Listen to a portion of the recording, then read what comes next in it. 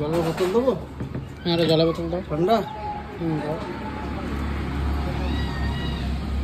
এই চলে এসেছে আমাদের বেঙ্গলি থালি, কিন্তু এটা হচ্ছে সোনার বাংলা, একদম রোডের ধারে। কিন্তু দেখো এখন চাটনি রয়েছে, রয়েছে ডাল, রয়েছে খুবই সুন্দর শুক্তো, তার সাথে এটা একটা তরকারি রয়েছে বড়ি ঠড়ি দিয়ে, খুবই সুন্দর।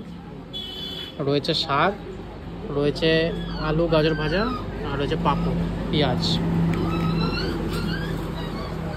আর গ্লাস লাগবে দুটো, দুটো গ্লাস। প্লাস্টিক দিয়ে দেবো?